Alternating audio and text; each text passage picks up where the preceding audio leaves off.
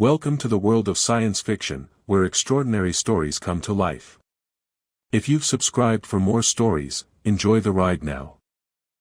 Marcus Thompson had been mopping floors and fixing broken ventilation systems for 15 years, and he'd learned that the best part of working the night shift at Central Spaceport wasn't the peace and quiet, it was the fact that nobody bothered him with stupid questions while he was trying to keep a facility the size of a small city running smoothly. The worst part, he discovered that Tuesday night, was finding small alien children hiding behind maintenance equipment with the kind of hollow-eyed hunger that made his chest hurt just looking at it. "Hey there, little one," he said softly, setting down his cleaning supplies and crouching to appear less intimidating to the tiny figure curled up behind the atmospheric processor. "You okay?" The child, maybe 8 or 9 years old, with the distinctive pointed ears that marked them as one of the ethereal species, looked up at him with eyes too old for their young face. They were wearing what had once been decent clothing but was now little more than rags, and Marcus could see the careful way they held themselves that suggested they'd been on their own for far too long. "I'm Marcus," he said, pulling his lunch bag from his utility belt. "And I'm guessing you might be hungry." The child's eyes fixed on the bag with the kind of intensity that confirmed Marcus's suspicions. He unwrapped his sandwich, turkey and cheese on bread that was only slightly stale, and held it out. "Go ahead. I was getting tired of turkey anyway." The child accepted the sandwich with trembling hands and devoured it with the desperate efficiency of someone who didn't know when their next meal might appear. Marcus watched and felt his heart break a little more with each bite. "You got a name?" he asked. The child finished the sandwich and looked at him with a mixture of gratitude and wariness. When they spoke, their voice was barely above a whisper and carried the musical accent common to ethereal speech. "Zephyr. Zephyr. That's a nice name. You staying around here, Zephyr?" The child nodded toward the maze of maintenance tunnels that honeycombed the lower levels of the spaceport. Marcus winced, thinking about the cold, damp conditions down there and the various hazards that awaited anyone unfamiliar with the facility's layout. "That's not safe, kid. Those tunnels flood when the weather systems cycle, and some of the older sections have atmospheric leaks." Zephyr's expression shifted to something that might have been fear, and they glanced toward the main corridors where security personnel occasionally patrolled. "Can't go up there?" Marcus asked gently. Zephyr shook their head rapidly, and Marcus caught a glimpse of something that looked like panic in those two old eyes. Okay. No pressure.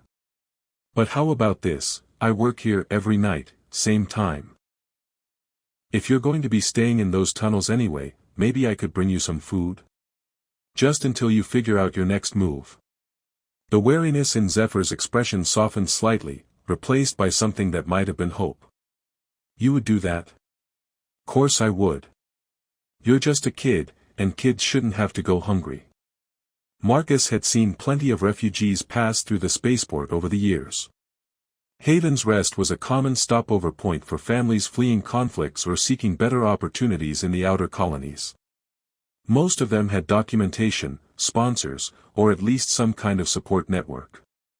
But occasionally, people fell through the cracks, lost their paperwork, got separated from their families, or simply ran out of resources while in transit. "Tell you what, Zephyr.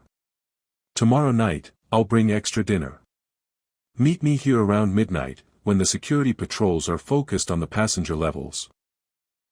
Zephyr nodded solemnly, and Marcus was struck by the child's grave dignity despite their obvious desperation. "And hey," Marcus added, pulling a small emergency blanket from his supply kit, "take this. It's not much, but it'll help keep you warm down there." The child accepted the blanket with the same careful reverence they'd shown the sandwich, and Marcus realized that simple kindness had probably been in short supply for this kid recently. "Thank you," Zephyr said quietly. "You are kind." "Just human," Marcus replied. "Most of us try to look out for each other when we can." He watched Zephyr disappear back into the maintenance tunnels, moving with the careful stealth of someone who'd learned to avoid detection. The sight bothered him more than he wanted to admit. Marcus had grown up in foster care himself, bouncing between homes and learning early that the world could be a harsh place for kids without advocates. Seeing that same lost look in Zephyr's eyes brought back memories he'd spent years trying to forget. The next night, Marcus arrived at work with a backpack full of extra food. He'd stopped by the market and picked up things that would keep well and provide decent nutrition: protein bars, dried fruit, cheese, bread, and a few bottles of the fruit juice that seemed to be popular with most alien species. Zephyr appeared exactly at midnight, emerging from the tunnels with the silent grace that Marcus was beginning to recognize as characteristic of their species. The child looked slightly better, cleaner, at least, and the emergency blanket was wrapped around their shoulders like a cape. "How'd you sleep?" Marcus asked, setting out the food on a clean maintenance table. "Better with the blanket. Thank you." "No problem. And look, I brought variety tonight. Figured you might get tired of sandwiches." Zephyr's eyes widened at the spread of food, and Marcus saw their hands shake slightly before they reached for a protein bar. The child ate with more control than the previous night, but Marcus could still see the underlying desperation. "So," Marcus said, settling into a nearby chair and trying to make the conversation feel normal rather than like charity, "you been traveling long?" Zephyr paused in their eating and considered the question with the kind of seriousness that seemed unusual for a child their age. "Long time. Many ships. Many places. Family traveling too." The child's expression darkened, and Marcus saw pain flicker across their features. "Lost family. During the trouble." Marcus felt his protective instincts kick into high gear. He'd seen enough refugee families to recognize the signs of trauma and displacement. Whatever had separated Zephyr from their family, it hadn't been voluntary. "I'm sorry, kid. That's rough. They said families would be kept together. But when the ships came, everything was." Zephyr struggled for words in their second language. "Everything was chaos. Ships. Evacuation ships. But not enough room. Not enough time. I got separated in the crowds." Marcus nodded, having heard similar stories from other refugees. Emergency evacuations were chaotic under the best circumstances, and when you added panic, overcrowding, and language barriers, families getting separated was tragically common. "You remember which evacuation zone you came from? Maybe we could check the refugee databases, see if your family got processed somewhere else."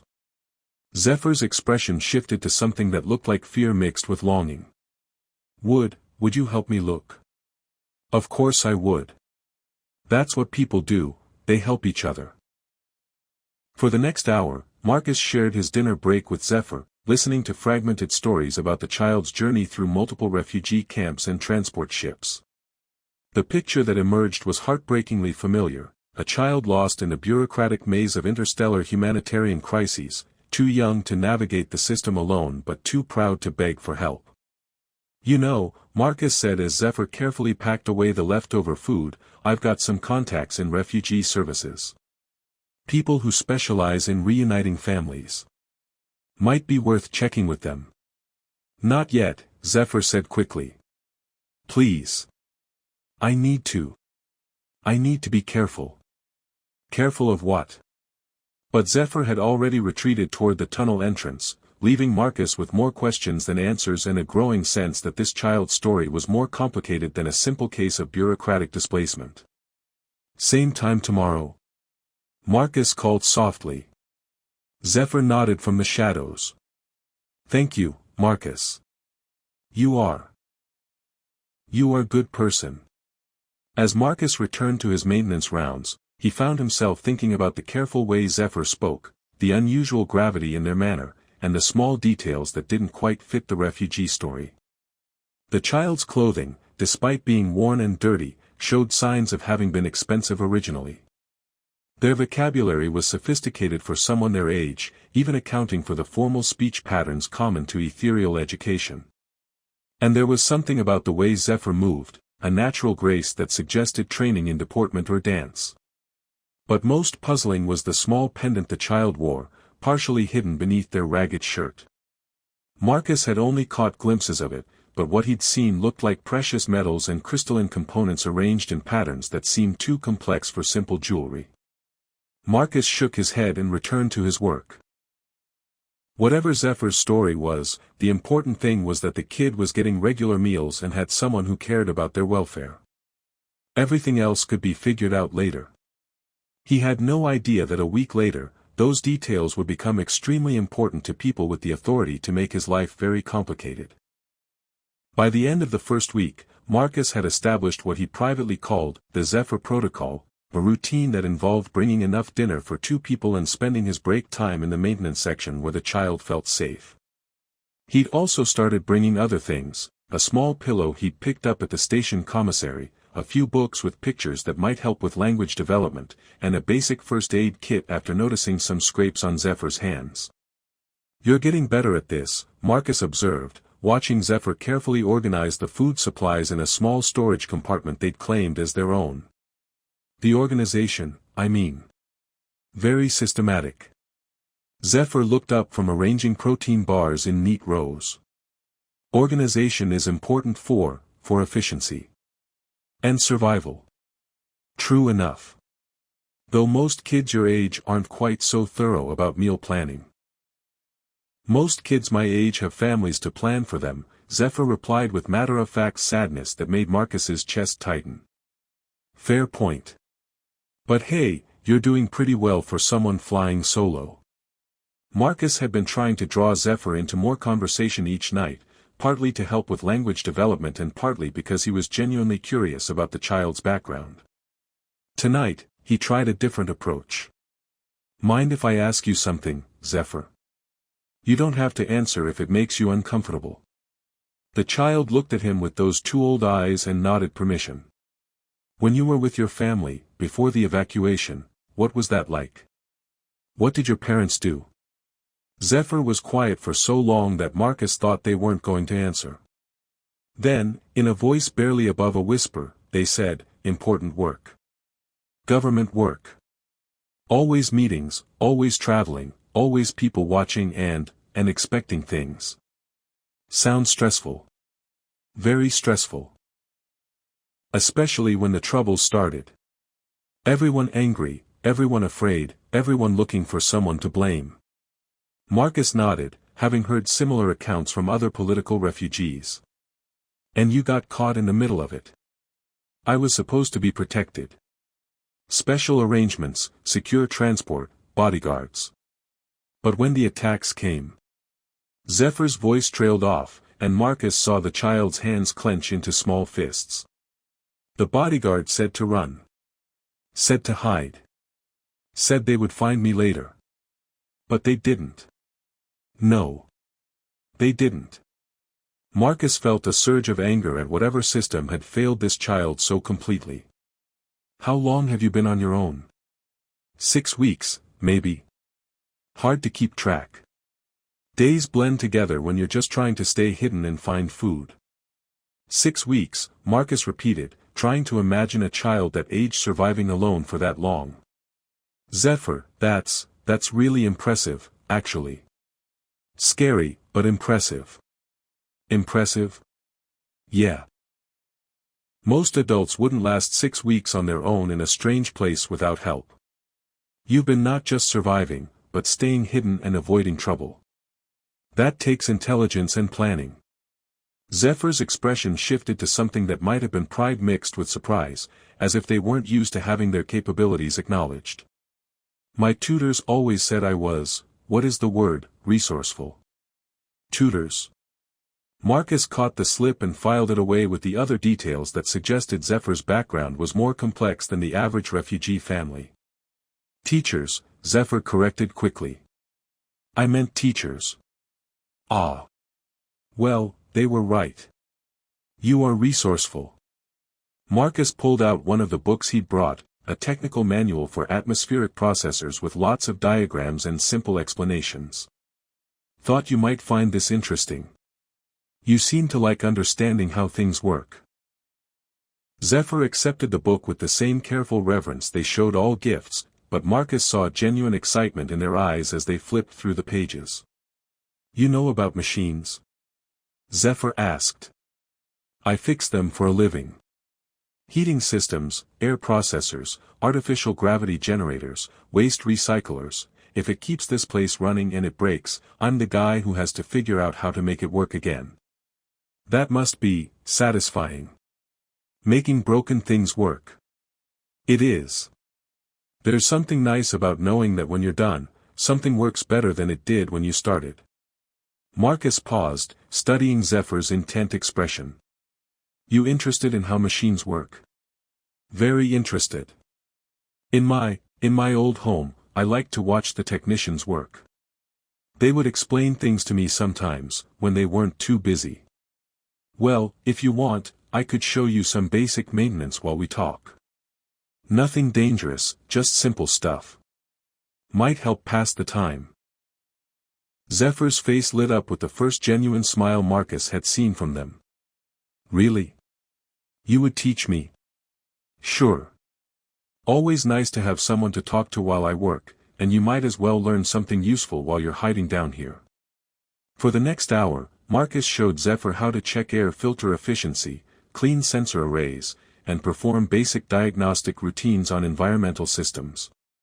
The child absorbed the information with remarkable speed and demonstrated an intuitive understanding of mechanical principles that impressed Marcus. "You're a natural at this," Marcus said, watching Zephyr successfully troubleshoot a minor calibration issue. "Ever think about engineering as a career?" My path was supposed to be different. More formal. More." Zephyr struggled for words. "More about people than machines." "Politics?" Zephyr's expression became guarded again. "Something like that." Marcus decided not to push. The child was clearly from a family involved in government work, probably mid-level bureaucrats or diplomatic corps members who'd gotten caught up in whatever political upheaval had triggered the evacuations.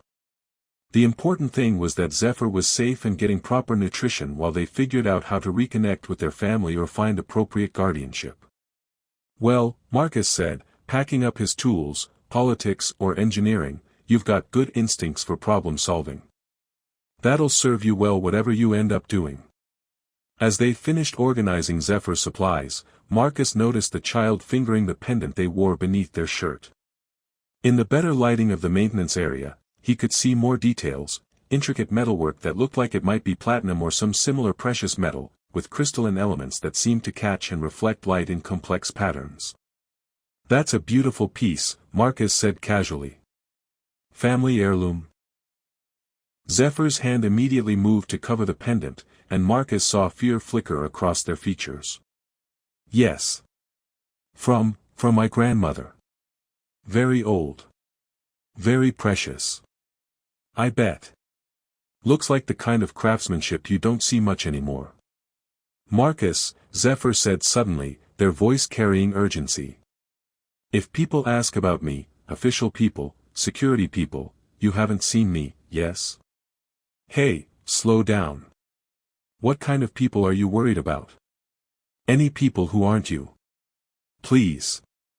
It's important." Marcus studied the child's frightened expression and made a decision that he'd later realize changed the course of both their lives. "Okay, Zephyr. If anyone asks, I haven't seen any kids down here. Just me and the machines."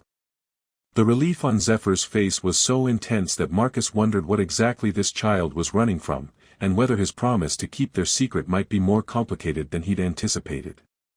"Thank you," Zephyr whispered. "You don't know what that means to me." "I hope I don't have to find out," Marcus replied. "But either way, you've got a safe place here as long as you need it." As Zephyr disappeared back into the maintenance tunnels, Marcus found himself hoping that whoever was looking for this kid had good intentions. Because the more he learned about Zephyr, the more convinced he became that there was a lot more to their story than a simple case of refugee displacement. And something told him that the truth, when it came out, was going to be bigger than anything he was prepared to handle. 3 weeks into their nightly routine, Marcus started noticing things that made his maintenance workers' instincts prickle with unease. The security sweeps in his section had become more frequent and more thorough, with personnel using scanning equipment he'd never seen before. The questions they asked during routine checks had shifted from standard "anything unusual to report" to more specific inquiries about unauthorized persons and individuals exhibiting unusual behavior patterns. "Evening, Thompson," said Security Chief Morrison, approaching Marcus's workstation with the kind of casual precision that meant this conversation was anything but random. "How's the night shift treating you?" "Same as always, Chief. Quiet, predictable, just me and the machines." "Good to hear. Been getting some reports of unusual activity in the lower maintenance levels. Possible vagrant situations, maybe someone accessing areas they shouldn't be in." Marcus kept his expression neutral while his heart rate spiked. "Haven't seen anything like that. These tunnels are pretty inhospitable, too cold, too many atmospheric fluctuations. Anyone trying to camp down here would probably get hypothermia or worse." "Probably," Morrison agreed, but his eyes were studying Marcus's face with uncomfortable intensity. "Still, if you do notice anything, sounds, missing supplies, equipment that's been tampered with, I'd appreciate a heads up." "Of course, Chief. Though honestly, if someone was desperate enough to try living in these maintenance areas, I'd probably be more concerned about getting them proper help than getting them arrested." Morrison's expression shifted slightly. "Proper help is exactly what we're trying to provide. There are protocols for handling displaced persons, resources available through official channels. Someone trying to avoid those systems might be doing so for reasons that could affect station security." After Morrison left, Marcus spent the rest of his shift thinking about implications and wondering whether his simple act of kindness had inadvertently put both him and Zephyr in danger. When midnight came, he found the child waiting in their usual spot with an expression that suggested they'd been aware of the increased security presence. "They're looking for someone," Zephyr said without preamble. "The search patterns have changed. More systematic, more focused." Marcus blinked at the casual way Zephyr analyzed the security situation. "You've been tracking their search patterns?" "Of course. Survival requires awareness of potential threats." Zephyr accepted the dinner Marcus offered but seemed more focused on the conversation than the food. "They're using bioscanners now. Technology that can detect specific genetic markers." "Genetic markers?" Marcus felt a chill that had nothing to do with the maintenance area's temperature. "Zephyr, what exactly are they looking for?" The child was quiet for a long moment, then reached up and pulled the pendant from beneath their shirt. In the full light, Marcus could see that it wasn't just jewelry. The crystalline components were arranged in patterns that looked technological, possibly even computational. "This is a communication device," Zephyr said quietly. "Royal communication device. It's been damaged, which is why I haven't been able to contact the people who are looking for me." "Royal communication device," Marcus repeated slowly. "Zephyr, are you trying to tell me you're some kind of nobility?"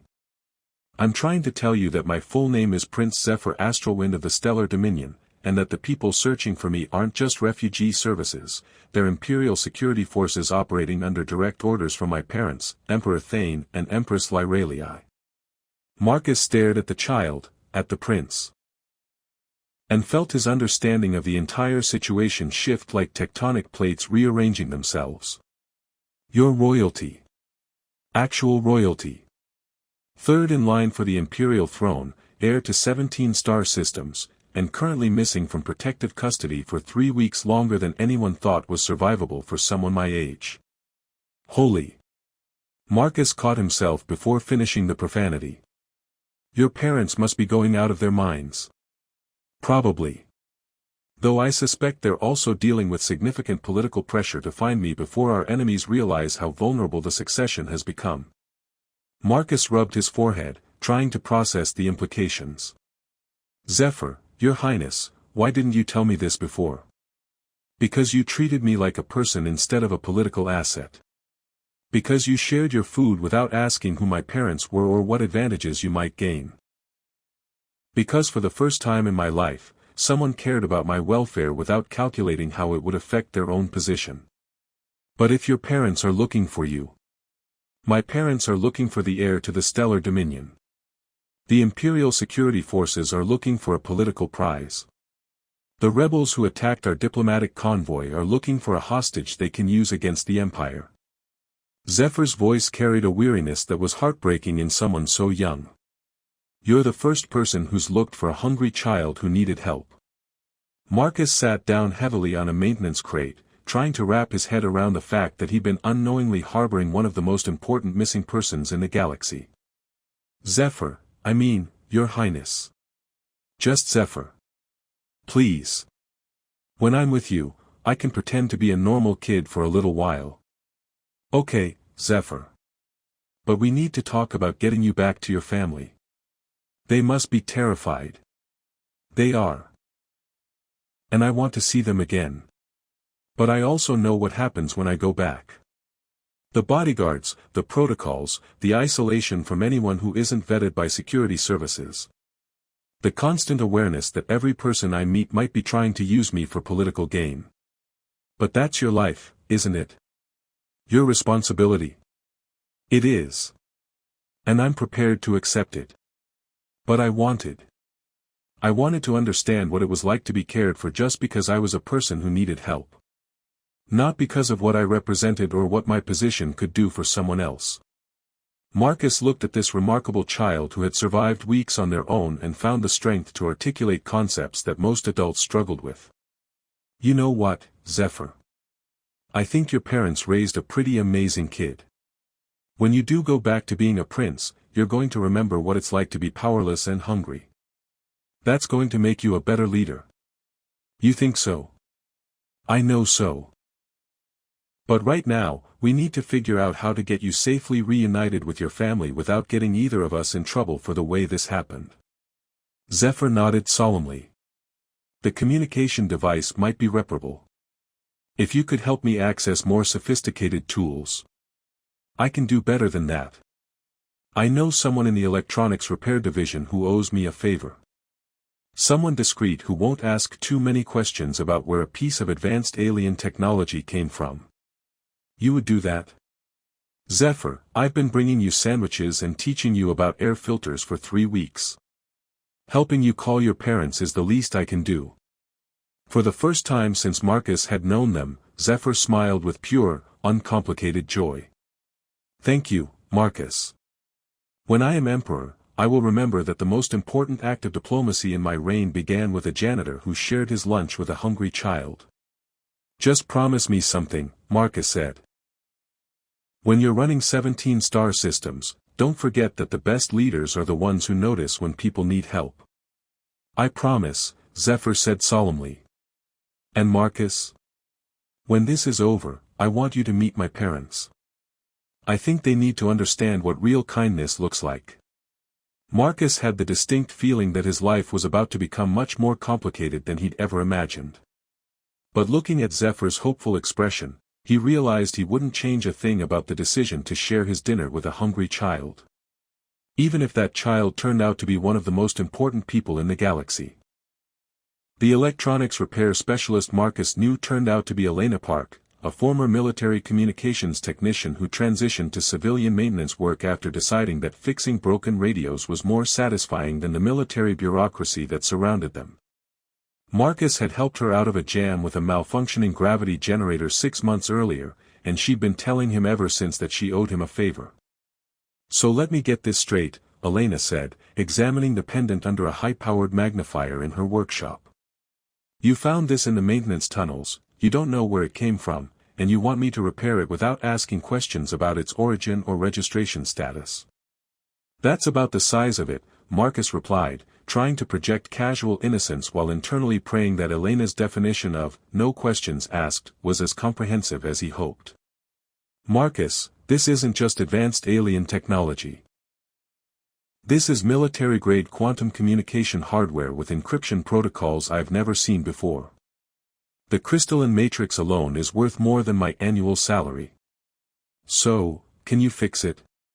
Elena set down her magnifier and gave Marcus the kind of look usually reserved for people who just suggested using a fusion reactor to toast bread. Can I fix it? Marcus, this thing is so far beyond my skill level that I shouldn't even be looking at it without proper authorization codes and about 6 levels of security clearance.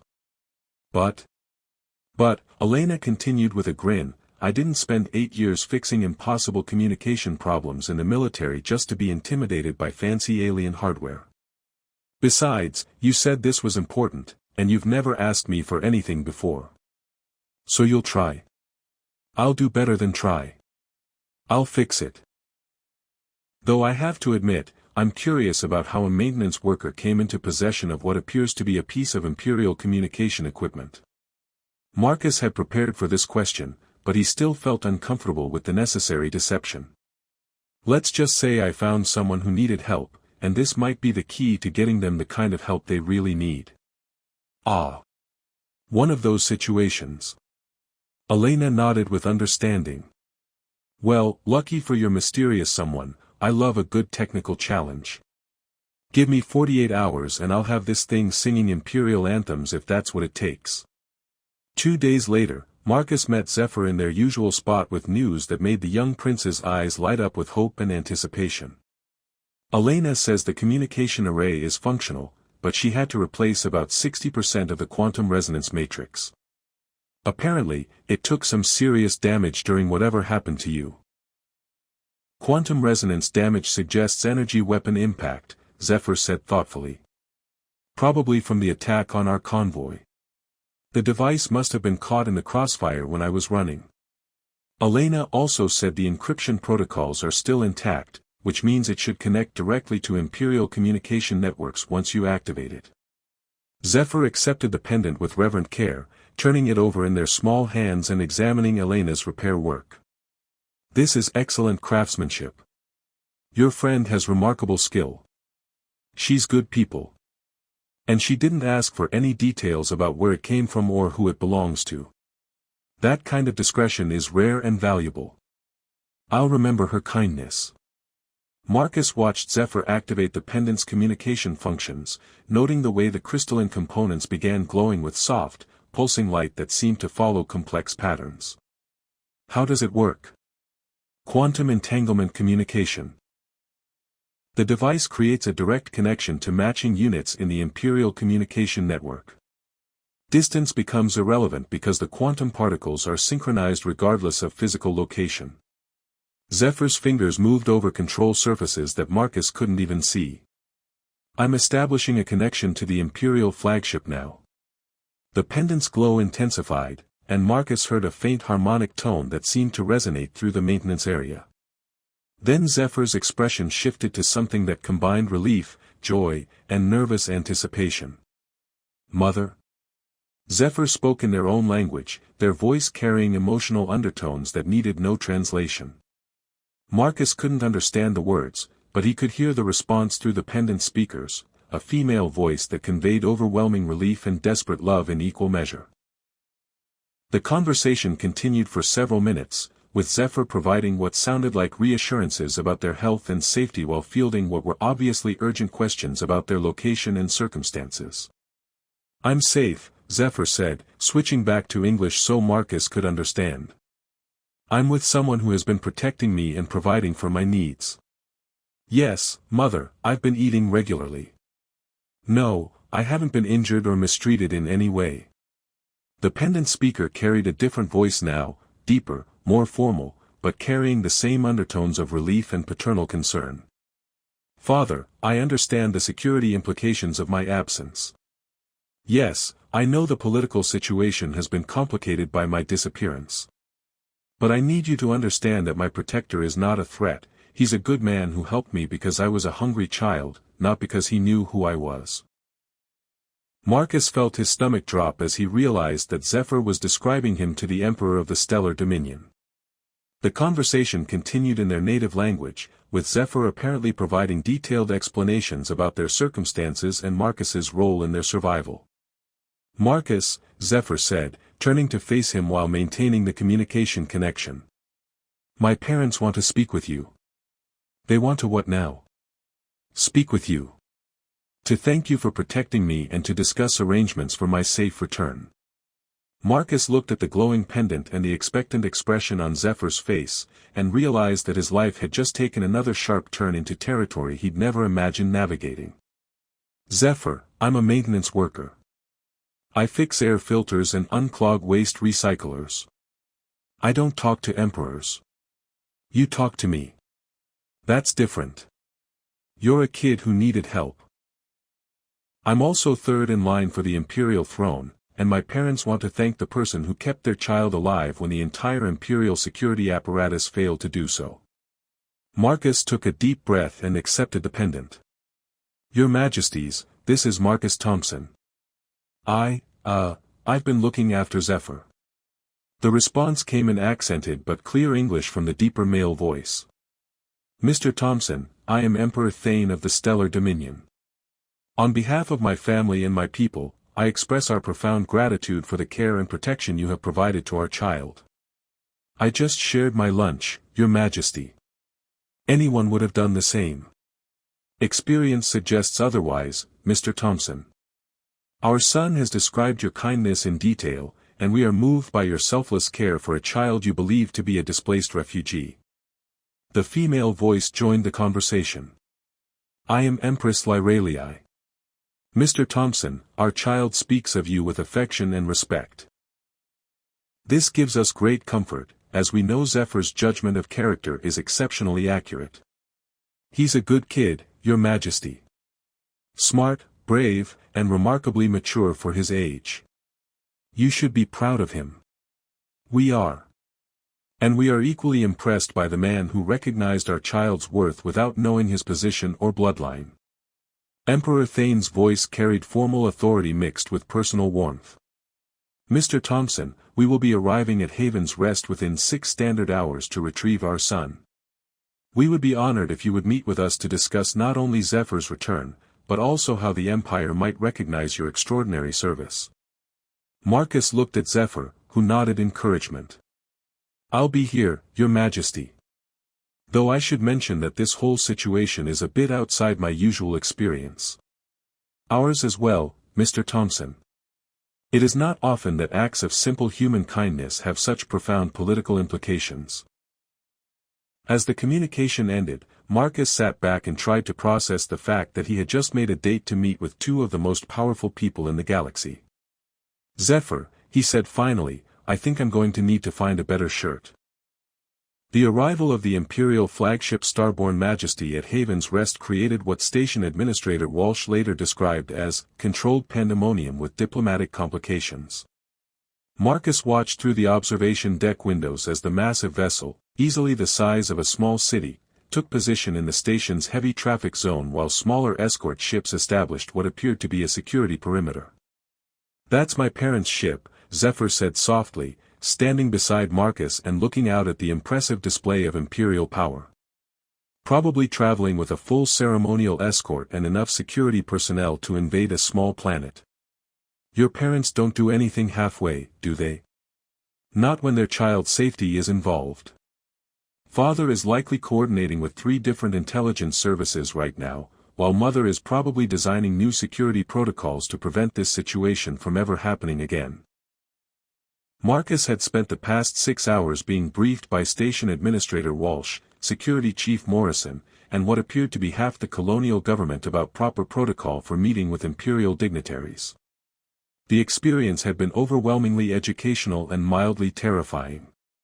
Mr. Thompson, Administrator Walsh had explained with the kind of careful precision that suggested his career depended on getting this right, you are about to become the first civilian in this sector to receive a formal audience with the Stellar Dominion's ruling family. The political implications are significant. I just fed a hungry kid, Marcus had protested.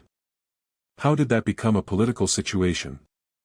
Because that hungry kid is the heir to 17 star systems and approximately 40 billion subjects. Your act of kindness has probably prevented a succession crisis that could have destabilized this entire region of space. Now, watching Zephyr prepare to reunite with their family, Marcus was beginning to understand the weight of responsibility that came with the young prince's position. He was also beginning to appreciate why Zephyr had treasured the opportunity to be treated as a normal child. Are you nervous? Marcus asked. About seeing my parents? No. About resuming my royal duties? Zephyr paused thoughtfully. Yes. It will be difficult to return to protocols and ceremonies after experiencing the freedom of being ordinary. You'll never be ordinary, Zephyr.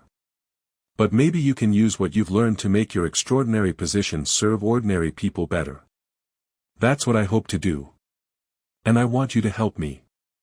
Before Marcus could ask what that meant, Security Chief Morrison approached with the kind of formal bearing that suggested the moment everyone had been preparing for had arrived. Mr.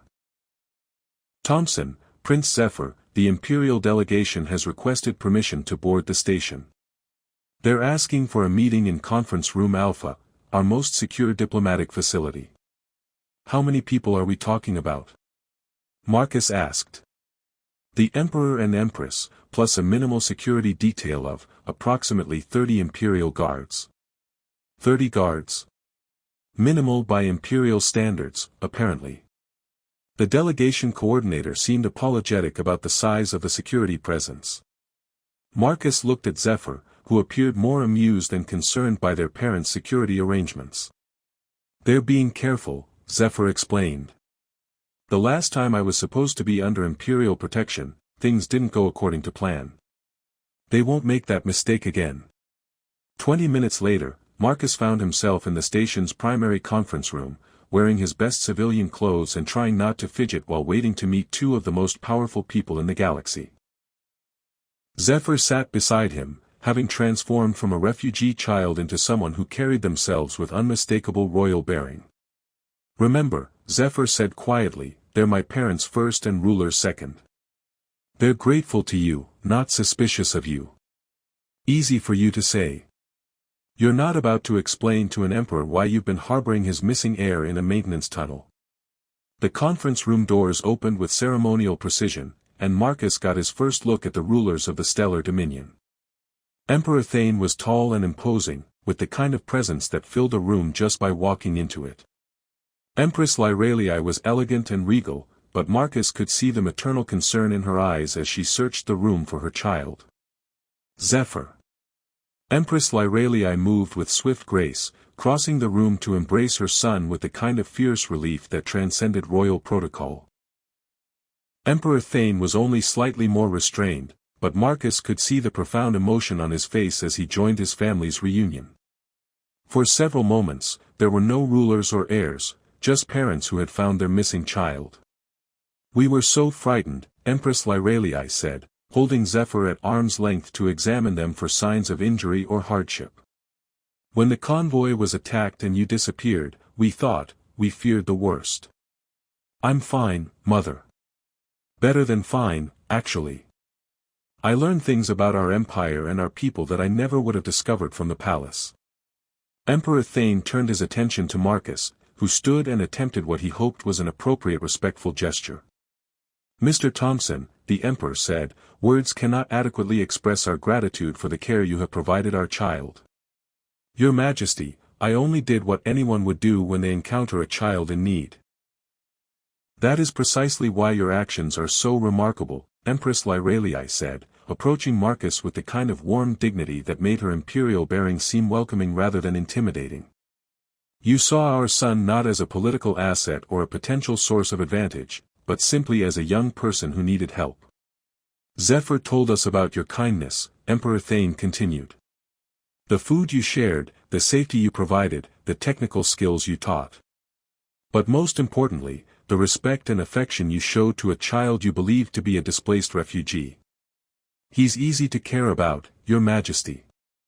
Zephyr is remarkable, intelligent, brave, and wise beyond his years. You've raised an exceptional son. With guidance from teachers like you, perhaps he will become an exceptional leader as well, the Empress said thoughtfully. Marcus looked at Zephyr, who was watching their parents with an expression that combined love with careful assessment. Your Majesties, Marcus said, I think Zephyr has already learned the most important lesson any leader can learn, what it feels like to be powerless and in need of help. That perspective will serve your people well. Indeed, Emperor Thane agreed. Which brings us to a proposition we would like to discuss with you, Mr. Thompson. A proposition? Our son has spoken highly of your wisdom and your understanding of practical problems faced by ordinary citizens. The imperial court would benefit from such perspective. Empress Lyralii stepped forward. Mr. Thompson, we would like to offer you a position as special advisor for humanitarian affairs. Your role would be to help us understand how imperial policies affect the daily lives of our subjects, particularly those who are displaced, vulnerable, or in need of assistance. Marcus stared at the royal couple, trying to process what they were offering.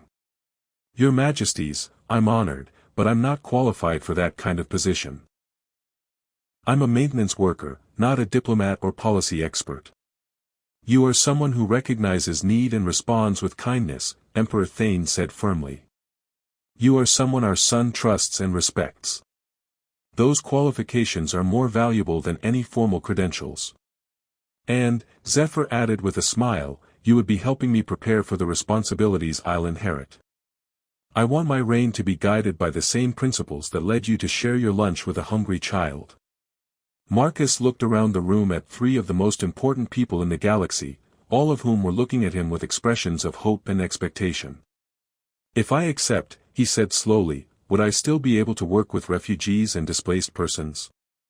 The people who fall through the cracks of the system? That would be the primary focus of your position, Empress Lyralii assured him. We want to ensure that no child ever experiences what our son went through. Not because of better security, but because of better care for those in need. Marcus thought about Zephyr spending weeks alone and frightened, surviving on scraps and hiding in maintenance tunnels. He thought about all the other displaced people he'd encountered over the years, and all the ones he'd never met who might be facing similar situations. Your Majesties, he said finally, I accept your offer. Though I should warn you that I have very definite opinions about how people should be treated, regardless of their status or position. Those opinions are exactly why we need you, Emperor Thane said with satisfaction. Besides, Zephyr added with the grin that Marcus had come to associate with the child's mischievous streak, someone needs to make sure I remember what it was like to be grateful for leftover sandwiches and emergency blankets. Marcus smiled back, realizing that his career in maintenance had just evolved into something he'd never imagined but was perfectly prepared for. After all, fixing broken systems was exactly what he'd been doing his entire life. 3 months later, Marcus stood in the Grand Council chamber of the Imperial Palace on Astralheim Prime, watching Prince Zephyr present a comprehensive refugee assistance proposal to the assembled ministers and department heads who managed the day-to-day operations of 17 star systems. The sight of his young friend addressing some of the most powerful people in the galaxy with confidence and authority still amazed Marcus, even after weeks of attending meetings that would have seemed impossible just months before. The current refugee processing system, Zephyr was explaining to the assembly, operates on the assumption that displaced persons are temporary problems requiring temporary solutions. This approach fails to recognize that many refugees possess valuable skills and knowledge that could benefit our worlds if properly integrated. Marcus smiled, recognizing the influence of their conversations about the maintenance workers, technicians, and other skilled personnel he'd encountered among the refugee populations at Haven's Rest. Furthermore, Zephyr continued, our current protocols fail to adequately protect the most vulnerable populations, unaccompanied children, elderly persons with medical needs, and families separated during emergency evacuations. Minister Thorne, the elderly head of colonial affairs, raised his hand with the kind of formal precision that Marcus had learned characterized most imperial court interactions. Your Highness, while your concerns are admirable, the costs associated with comprehensive refugee support would strain imperial resources significantly. We must balance humanitarian considerations against practical limitations. Marcus watched Zephyr's expression shift to something that combined royal authority with the hard-won wisdom of someone who'd experienced vulnerability firsthand. Minister Thorne, Zephyr replied calmly, I spent 6 weeks living as a refugee. I experienced firsthand what practical limitations mean to a child who doesn't know where their next meal is coming from. The cost of comprehensive support is significantly less than the cost of allowing humanitarian crises to destabilize entire regions. Your Highness speaks from personal experience, interjected Minister Calera from the Department of Internal Security, but individual cases may not represent system-wide patterns. This was Marcus's cue. As Special Advisor for Humanitarian Affairs, he'd been asked to provide statistical analysis to support the policy proposals. He stood and activated the holographic display system that still seemed like magic despite his growing familiarity with imperial technology. Actually, Minister Calera, the data suggests that Prince Zephyr's experience represents a common pattern. Our analysis of refugee outcomes over the past 5 years shows that early intervention and comprehensive support reduce long-term costs by approximately 40% while improving integration success rates by over 60%. The holographic displays showed charts and graphs that Marcus had spent weeks preparing with the help of the palace's remarkably patient data analysis team. The numbers told a clear story: investing in refugee assistance produced better outcomes for everyone involved. Additionally, Marcus continued, our review of current protocols identified approximately 12,000 cases of unaccompanied minors who have been processed through the system without adequate family reunification efforts. Prince Zephyr's case demonstrates what can happen when children fall through administrative cracks. Emperor Thane, who had been observing the discussion from his position at the head of the council table, leaned forward with interest. Mr. Thompson, what specific changes are you and my son proposing? Marcus glanced at Zephyr, who nodded encouragement. They'd rehearsed this presentation multiple times, but addressing the Emperor directly still made Marcus's pulse quicken. Your Majesty, we're proposing a 3-phase implementation. First, immediate expansion of family reunification services with dedicated resources for locating separated relatives. Second, establishment of comprehensive integration programs that assess refugee skills and match them with appropriate opportunities. Third, creation of oversight positions, people whose job is specifically to look for individuals who are falling through the cracks. Oversight positions staffed by whom? Asked Minister Thorne. People who understand what it's like to need help, Zephyr replied firmly. Former refugees, social workers, people with experience in humanitarian assistance. Not just administrators, but advocates. Marcus had come to appreciate the way Zephyr combined idealism with practical understanding. The young prince had spent their time at court learning not just how to propose policies, but how to implement them effectively. The financial implications? Minister Calera inquired. The program would pay for itself within 3 years through improved integration outcomes and reduced administrative costs, Marcus replied. We're not just proposing to spend money on refugees, we're proposing to invest in human resources that will benefit the entire empire. Empress Lyralii, who had been quietly reviewing the proposal documents, looked up with an expression that combined maternal pride with imperial approval. I find myself impressed by the thoroughness of this analysis.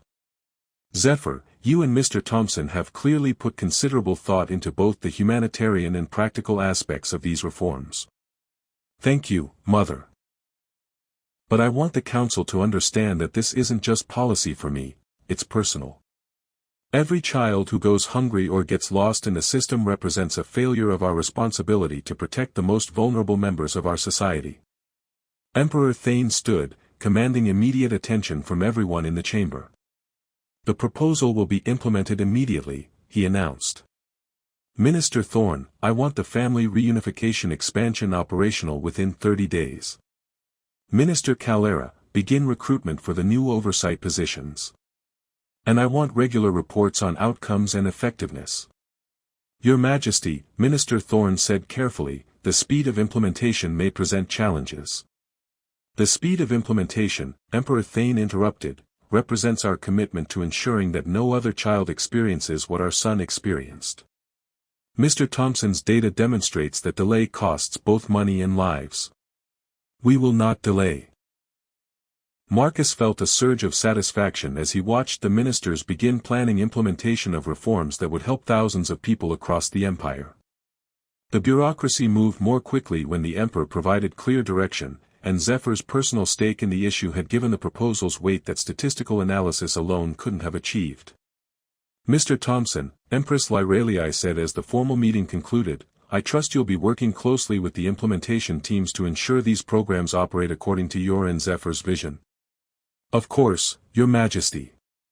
Though I should mention that I'll also be continuing my field work, visiting refugee processing centers, talking to families, making sure the policies work the way they're supposed to in practice. Excellent. Zephyr will be accompanying you on some of those visits. We believe it's important for the future emperor to understand how imperial policies affect real people in real situations. Marcus looked at Zephyr, who grinned with the enthusiasm of someone looking forward to meaningful work. It'll be good to get back in the field, Zephyr said. Palace life is comfortable, but I don't want to lose touch with the reality of what people actually experience. Besides, Marcus added, you still owe me a proper demonstration of those maintenance skills I taught you. There's a water recycling system on Kepler Station that could use some royal attention. A prince doing maintenance work? Minister Thorne looked scandalized. A future emperor learning how the infrastructure that supports his people actually works, Emperor Thane corrected with approval. I think that's exactly the kind of education my heir needs. As the council members dispersed to begin implementing the new policies, Marcus reflected on the remarkable journey that had brought him from a maintenance tunnel at Haven's Rest to the center of imperial policy-making. He was still the same person who'd shared his lunch with a hungry child, but now that simple act of kindness had evolved into systematic changes that would help countless people across the galaxy.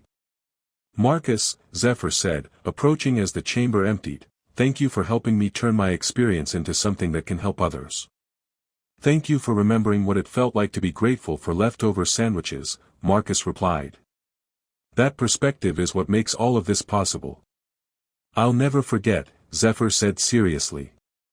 When I'm emperor, every major policy decision will begin with the question, how does this affect someone who has nowhere else to turn for help? Marcus smiled, knowing that the stellar dominion was going to be in excellent hands when Zephyr eventually inherited the throne. The galaxy needed leaders who understood that true strength came from protecting the vulnerable rather than exploiting them. Come on, Your Highness, Marcus said. We've got refugee centers to visit and water recyclers to fix. The real work is just getting started. 2 years after the implementation of the refugee assistance reforms, Marcus found himself aboard the imperial transport vessel New Harmony, traveling to the Outer Rim territories with Prince Zephyr to conduct what had become their regular evaluation tours of humanitarian programs. The ship itself was a testament to how much had changed. Instead of the military escorts and heavy security that had characterized early imperial visits, they traveled with a small team of social workers, medical personnel, and policy analysts whose job was to listen rather than intimidate. Status report from the Kepler Station Integration Program, Dr. Sarah Kim announced from her position at the ship's communication console. Dr. Kim had been one of Marcus's first hires for the oversight program, a former refugee herself who'd built a successful career in social services and understood the system from multiple perspectives. 93% success rate for family reunifications over the past 6 months, she continued. Employment placement rates have improved to 87%, and we've had 0 cases of unaccompanied minors falling through administrative cracks. Excellent, Zephyr said, reviewing the data on his personal tablet. At 15, the prince had grown into someone who could analyze complex policy outcomes with the kind of sophisticated understanding that impressed even veteran administrators. What about the integration support services? Actually performing better than projected. The mentorship programs are particularly successful. Pairing established community members with new arrivals has reduced adjustment stress and improved long-term settlement outcomes. Marcus smiled, remembering the heated discussions with imperial bureaucrats who'd initially resisted the mentorship concept as inefficient and difficult to regulate. It had taken months of pilot programs and statistical analysis to convince them that human connection was actually more effective than formal processing procedures. Any problem areas we should investigate? Marcus asked. The Rigel system is reporting some challenges with housing availability, and there are ongoing cultural integration issues on Proxima Beta. Nothing critical, but situations that could benefit from direct assessment. Add them to our itinerary, Zephyr said. I want to understand these challenges firsthand before we propose solutions. The past 2 years have been a period of remarkable transformation, both for the imperial refugee assistance programs and for Marcus's own understanding of how large-scale policy changes actually worked. His role as special advisor had evolved into something that combined fieldwork, policy analysis, and what he'd learned to call bureaucracy translation. Helping career administrators understand how their decisions affected real people. Marcus, Zephyr said, settling into the seat beside him as the ship entered hyperspace toward their first destination, I've been thinking about the long-term implications of these programs. Good implications or concerning implications? Both. The success rates are encouraging, but I'm realizing that effective humanitarian assistance requires more than just better policies. It requires a fundamental shift in how government officials think about their responsibilities. Marcus nodded, having observed the same pattern during their facility visits. Some administrators get it immediately, they understand that their job is to help people navigate systems and solve problems. Others still think their job is to enforce rules and maintain order. Exactly. And the difference in outcomes is dramatic depending on which approach dominates a particular facility. So what are you thinking? Zephyr activated a holographic display that showed organizational charts for various refugee assistance programs across the Empire. I'm thinking we need to expand the training programs for administrative personnel. Not just procedural training, but perspective training, helping them understand what the experience is like from the recipient's point of view. You want to train bureaucrats to be empathetic. I want to train them to be effective. Empathy isn't just morally correct, it's practically superior. People who understand the human impact of their decisions make better decisions. Marcus studied the organizational charts, noting the correlation between program outcomes and leadership approaches. It's an ambitious goal, Zephyr. Changing institutional culture is harder than changing policies. But not impossible. Especially if we can demonstrate that empathetic administration produces measurably better results. Dr. Kim looked up from her communication station. Actually, we're already collecting data that supports that thesis. The facilities with the highest satisfaction ratings and best integration outcomes are consistently the ones with administrators who score highest on interpersonal effectiveness assessments. Then let's use that data, Zephyr said with the kind of determination that Marcus had learned to associate with the prince's most successful initiatives. Let's create a training program that shows administrators exactly how their approach affects outcomes. A training program based on what principles? Marcus asked. Based on the same principles that led you to share your lunch with a hungry child. Recognition of common humanity, assumption of good faith, and understanding that everyone deserves to be treated with dignity regardless of their circumstances. Marcus looked at the young prince who'd grown from a frightened refugee into someone capable of designing empire-wide cultural change, and felt a familiar surge of pride mixed with amazement. You know, Zephyr, when I first met you, I thought I was just helping one kid. I had no idea I was training a future emperor. You weren't training an emperor, Zephyr replied with a smile. You were demonstrating what leadership actually looks like. The emperor training was just me trying to live up to your example. The ship's communication system activated with an incoming priority message from the imperial capital. Marcus recognized the encryption patterns that indicated direct communication from the emperor and empress. Zephyr, Marcus, came Emperor Thane's voice through the ship speakers, we hope your inspection tour is proceeding well. Very well, Father. The program outcomes continue to exceed projections, and we're developing new initiatives based on field observations. Excellent. However, we're contacting you because we've received a request that requires your specific expertise. Empress Lyraliai's voice joined the communication. The Galactic Humanitarian Council has asked the Stellar Dominion to lead a galaxy-wide initiative for refugee assistance standards. They specifically requested that Prince Zephyr and Marcus Thompson serve as the primary coordinators. Marcus felt his stomach perform several impossible maneuvers. Your Majesties, I'm honored, but coordinating galactic policy is somewhat outside my experience level. Marcus, Emperor Thane said with warmth, 2 years ago, coordinating imperial policy was outside your experience level. Your approach to humanitarian assistance has become a model that other civilizations want to adopt. The Council wants us to establish universal standards for refugee protection and integration assistance, Zephyr said thoughtfully. That's actually brilliant. Instead of each civilization developing separate systems, we create galaxy-wide protocols that ensure consistent care regardless of where displaced persons end up. Exactly, Empress Lyralii confirmed. And they want the Stellar Dominion to lead the initiative because our programs have demonstrated the most effective outcomes in the galaxy. Marcus looked at Zephyr, who was practically vibrating with excitement at the prospect of expanding their work to galactic scope. Your Majesties, Marcus said finally, if Prince Zephyr is willing to take on this responsibility, I'm honored to continue working with him. I'm more than willing, Zephyr said immediately. This is an opportunity to ensure that no child in the galaxy experiences what I experienced, not just in our empire, but anywhere. Then the appointment is confirmed, Emperor Thane announced. Marcus, Zephyr, you are now the official galactic coordinators for humanitarian standards. Use your expertise well.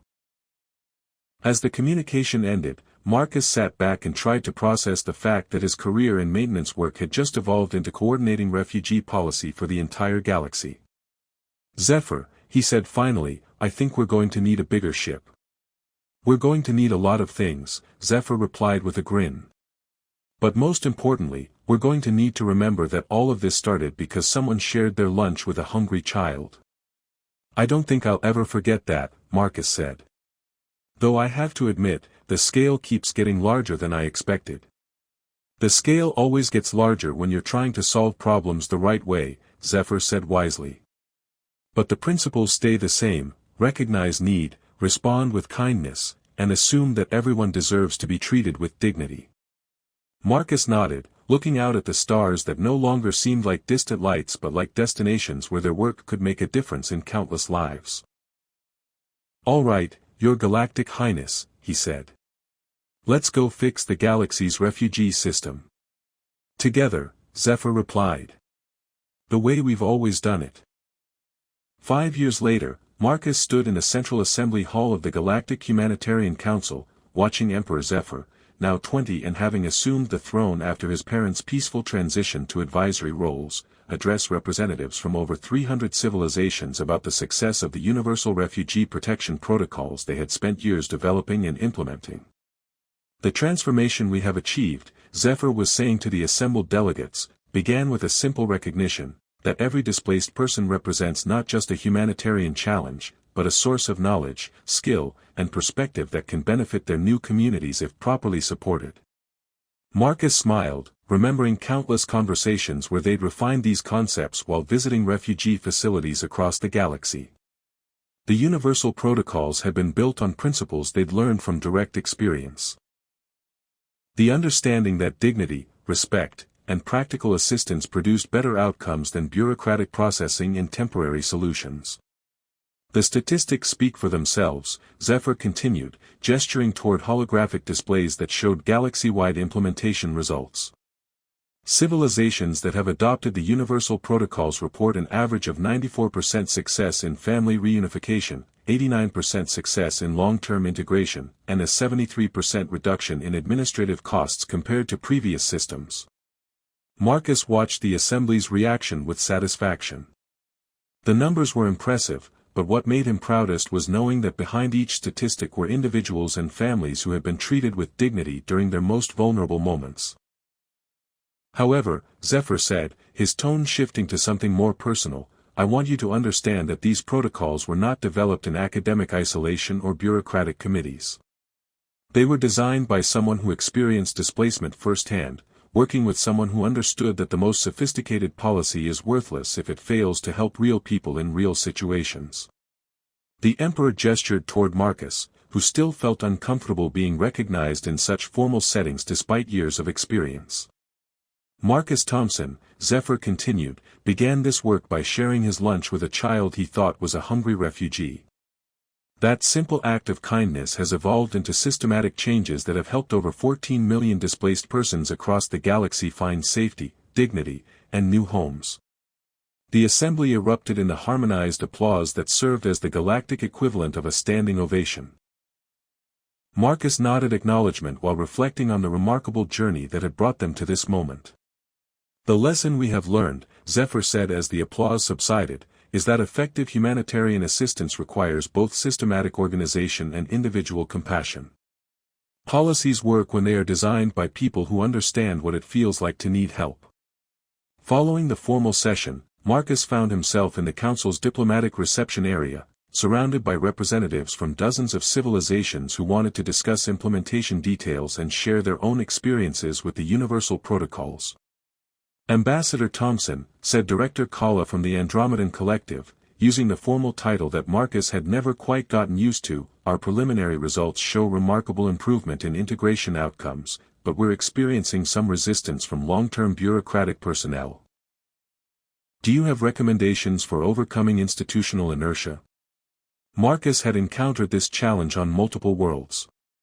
The key is demonstrating rather than mandating. Find one facility where you can implement the full protocols with willing staff, document the outcomes, and use those results to convince skeptics that the new approach works better. And if the skeptics resist evidence-based arguments, asked Representative Singh from the Terran Federation. Then you replace them with people who understand that their job is to help displaced persons rather than to maintain administrative control, Zephyr interjected, joining their conversation with the kind of casual authority that had made him remarkably effective as a young emperor. Institutional culture change requires leadership commitment. Dr. Kim approached with a tablet displaying real-time updates from facilities across the galaxy. As the director of the Galactic Implementation Office, she had become the practical coordinator for the vast network of humanitarian programs they'd established. Latest reports from the Outer Rim territories, she announced. The Kepler system has achieved 100% family reunification rates for the past 6 months, and the new mentorship programs are showing exceptional results on frontier worlds. Any problem areas? Marcus asked. The usual challenges, some facilities still struggling with cross-cultural communication, a few administrators who prioritize efficiency over empathy, and ongoing resource allocation issues in high-traffic areas. Nothing we haven't seen before. Solutions? Zephyr inquired. Additional cultural liaison training, targeted leadership development, and increased funding for facilities that serve multiple species with different physiological requirements. Marcus nodded, appreciating how routine these solutions had become. What had once seemed like impossible challenges were now standard operational adjustments. Dr. Kim, said a new voice behind them, might I have a moment to speak with you and your colleagues? Marcus turned to see an elderly woman with the distinctive appearance of the ethereal species, pointed ears, elegant features, and the kind of serene dignity that characterized their civilization's approach to diplomacy. Of course, Dr. Kim replied. Ambassador Thompson, Emperor Zephyr, I'd like you to meet Elder Moira Starweaver of the Ethereal High Council. Marcus felt a shock of recognition at the surname, and noticed Zephyr's immediate alertness. Starweaver? Zephyr asked carefully. Are you by any chance related to anyone named Zephyr Starweaver? Elder Moira's expression shifted to surprise and hope. Zephyr Astralwind was my grandson. He disappeared during the evacuation from our homeworld 5 years ago. The family has been searching for him ever since. Marcus and Zephyr exchanged glances, both understanding the significance of this moment. Elder Moira, Zephyr said gently, I am Zephyr Astralwind. The evacuation you mention, that's when I became separated from my family and ended up living as a refugee. You're my grandson. Elder Moira's composure cracked, revealing overwhelming emotion. But you're human royalty. The record said. The records were created to protect my identity when I was found, Zephyr explained. Marcus helped me reconnect with my adopted family. The Stellar Dominion royal family took me in when they learned about my situation. Marcus watched as Zephyr embraced his biological grandmother, understanding that this reunion represented the completion of a circle that had begun in a maintenance tunnel 5 years earlier.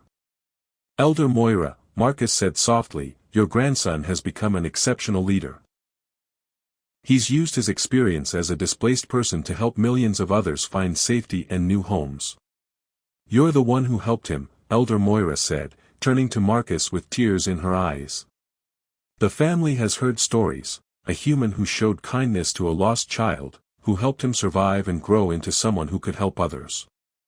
I just shared my lunch, Marcus said, still uncomfortable with being credited for what felt like basic human decency. You saved my grandson's life and gave him the perspective he needed to become the leader the galaxy needed, Elder Moira replied firmly. The ethereal people owe you a debt that can never be repaid. The debt has already been repaid, Zephyr said, looking around at the assembled delegates and the displays showing millions of successful refugee integrations. Grandmother, the work we've done here means that no other child will experience what I experienced. That's the only repayment that matters.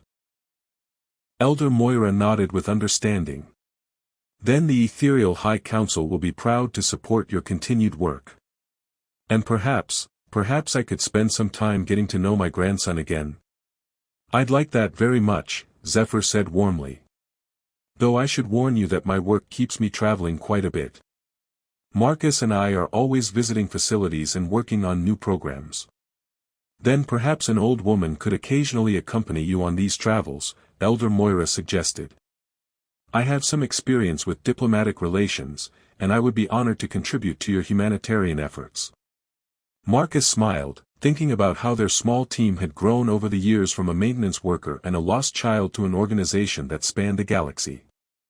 Adding Zephyr's grandmother to their efforts felt like exactly the right kind of expansion. Elder Moira, he said, I think we could use someone with your experience and perspective. Besides, families should work together when possible. Families, Zephyr said thoughtfully, looking around at the assembled group that had become his chosen family over the years. That's what all of this has always been about, making sure that everyone has the chance to find the families and communities where they belong.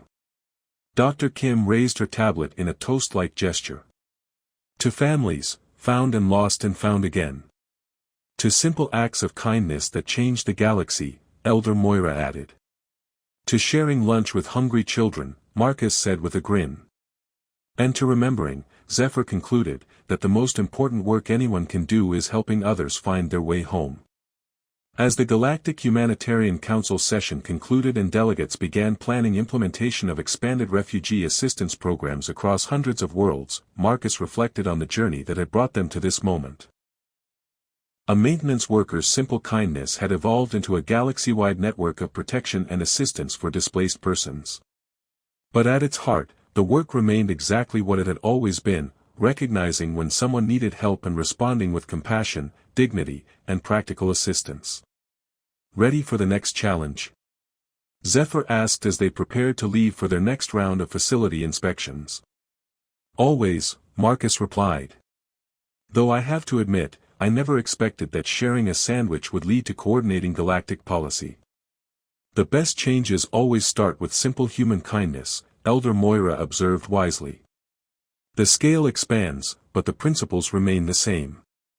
Marcus nodded, looking out at the stars that now represented not just distant lights, but communities where their work was making a difference in countless lives. All right, he said to his remarkable chosen family, let's go make sure everyone in the galaxy knows what it feels like to be welcomed home. Together, they headed toward their ship and their next mission, carrying with them the understanding that the most sophisticated humanitarian systems in the galaxy had begun with a janitor who shared his lunch with a hungry child, and a lost prince who never forgot what it felt like to be grateful for simple kindness.